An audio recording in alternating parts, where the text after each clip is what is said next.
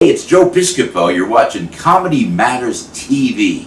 It's a shout out to Sirius XM. Even though I'm on AM, I'm on regular AM. I haven't made it to satellite radio yet, but one day maybe I'll get there. So hard. Comedy matters. It does matter. Why am I doing Jerry Lewis?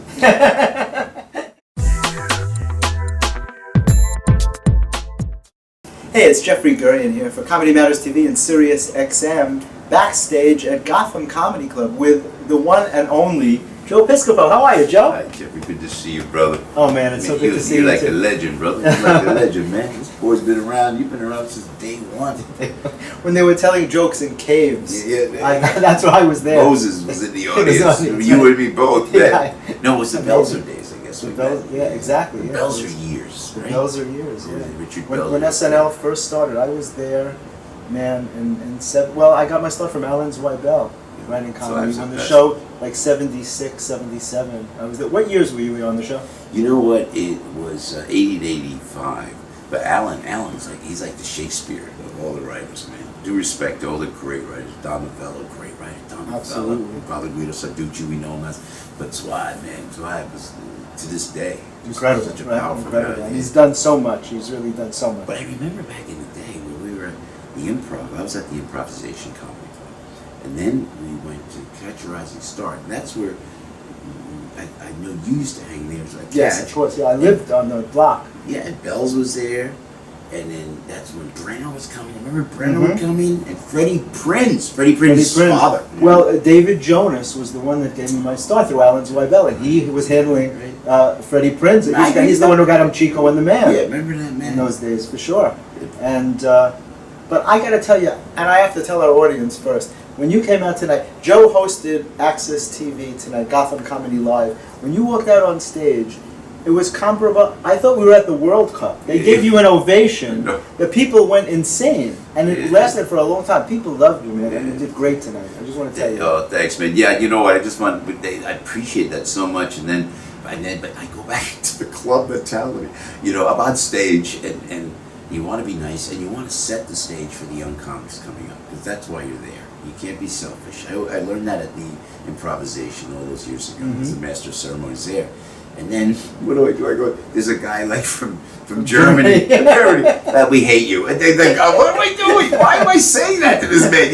You can't take the club out of you, man. You went into the club mentality, which was perfect. It worked. But you were very gracious to the other comics. Yeah, the other comics. And it was a great show. Yeah, good stuff. And they were very funny. These kids, they were funny, these kids. Right, but you got to give them the respect. And I remember, meeting the people I always admired, and that got to work with on SNL. And I was in all of those guys, and they were always gracious. Rickles, Jerry Lewis. I mean, not certainly to put myself in the class of those giants, but... Well, I'll put you in that class. That's all right. You don't have to do it yourself. I'll do it for you. No, man. I got to come on your radio show, too. Yeah, I can't wait for you to come on the show. As soon as you're free, sometime in July, maybe? Yeah. That'll be cool. We'll have a blast.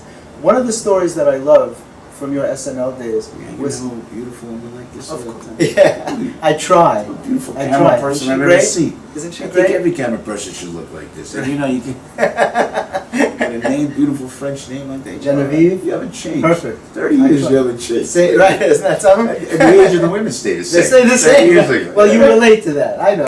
That's what keeps us young. Oh, you know what joke I forgot? That's Did I do the joke about my girlfriend's supposed to be here, but she has an algebra test in the morning? No, you didn't do that. Man. No. Next time, you do that on the show when you come on the show. Yeah. Oh, you but can't make it up. the story that I was thinking of was when you gave Eddie Murphy his big break on SNL. Well. When Gene Dumanian, the story that's in my book about the comic strip was, and correct me if I'm wrong, because Richie Tinkin told me the story too, that Gene Dumanian needed somebody to fill 5 minutes, and she came to you. And you said, what about Eddie Murphy? Because you were a big promoter of Eddie Murphy at the time. And Eddie called Richie, and he's like, Rich, they want me to do 5 minutes, and I'm nervous. And Richie was like, why? He goes, because I curse. And Richie said, well, then don't curse.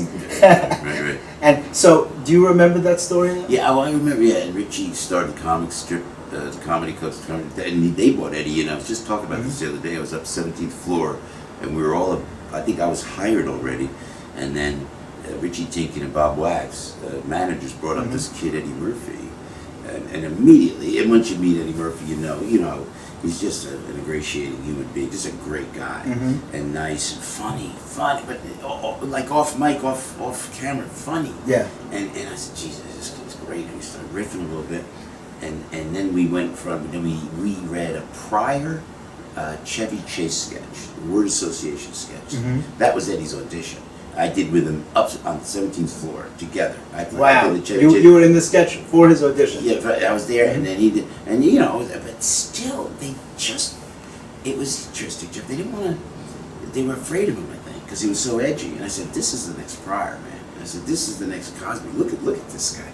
And they were still hesitant, so they made Eddie a featured player. A featured player, exactly. Well, and it wasn't until after he did that, when he saved the show, Richie went to them and said, he deserves to be a contract player, a regular member from the cast. And Gene bumped him up, so he went from $750 a week to $3,000 a week. Yeah, you remember the numbers. And that's when Richie started taking his percentage. Yeah, I agree, clearly. But I remember Eddie, when he wrote a sketch about, I want to be on a Weekend Update, he says, he actually came to me with the idea of doing a sketch that there are too many white people in the NBA. There should be no white people. I said, it's very funny. I said, that's very edgy, very funny, especially for those days, right? Of course. So I said, hey, why don't you do it as a sports guy? I'll introduce you. I'll be the sports guy. You'll be the black player that says, what are white people doing there? We put them on phone books, and then I tell this story on stage. We were about to sneak into the Weekend Update. I just sneak in, because it's all live. Yeah, I'm sure. And then I heard Eddie whisper before we went on camera. Young 19-year-old Eddie Murphy whispers, the kids at Roosevelt High will never believe this. Oh, man. Oh, and then before I said about that, I said, God, I was in my 20s at that point, I had him by about 8-10 years. I went, God, I forgot how young he was. Then he nailed it, and I'm always proud to be associated with that. And to watch the meteoric rise, to be a blue-collar entertainer like I am, just a grunt worker. That's what I go out, I have fun, and I sweat on stage, and that's all I ever wanted to do. But to have the thrill, and I know we both had the pleasure and privilege of being close to people like that, and always been able to work by the grace of God through it all. But the thrill, watching Eddie's meteoric rise, I don't know that I would want that, because it wasn't easy. But it's hard to handle that kind of fame. He was the Elvis of comedy, and I could write a book. I ain't writing it. I'm Italian. I don't talk. You didn't see nothing. But the book has not been written, and it ain't going to be written by me. I'll tell you that right now. Nah, you got to guard that stuff. But there's a lot of stories. Yeah. Richie was thinking of writing a book, but he's not even sure he was going to write that book. Yeah. You know what? It's like some stories are best left untold, right? And keep them nice and fresh and positive, and we try to take that route, But it was a wild time. It was a wild time. But no drugs, no craziness. Just wild. Yeah. The pace of it all. Well, it was a different world, and the show was new in those days, and comedy was on the there was never comedy like that before. It was a whole new thing, and people were thrilled. The country was following it. I mean, look, it's been on like 38 years. Since 1975, 39 years. Lorne Michaels, the Emperor of Television. The Emperor of Television, so smart, man. Bringing Jimmy Fallon on, the way he's bringing Jimmy Fallon on. Seth's show doing great now. He's producing John Mulaney's new show. It'll be out in September, called Mulaney. He took it to Fox, which is amazing. It gets turned down by NBC, and Lorne Michaels is so powerful that he could take it to Fox. That's great. And they're doing the show. Is that unbelievable? Yeah, I always still, of Lorne.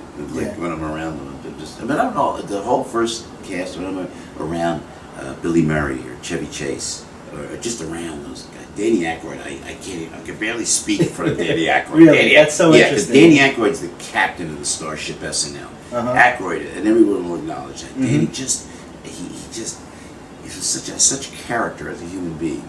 He just exudes such class that he just is a leader, and not in a, I'm gonna take hold of this. Right, not in an egotistical way. He was just he was looked at that way by all the people on the show. Right? Just doing characters, Danny Aykroyd, without prosthetics. We used to put prosthetics on Jeffrey. You put little stuff. Danny did nothing. He even did Carter with a mustache. How great was this guy?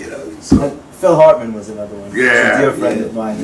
He was really very respected for his character work. What a shame that was, right? It's so unnecessary. Jesus, you think about what happens, and you think John Belushi, what happens. It's just terrible. Just unnecessary. Just terrible. Tell me about your radio show. Yeah, you're doing a new radio show in the morning. AM 970? Yeah, AM 970, called The Answer. It's a political conservative talk show.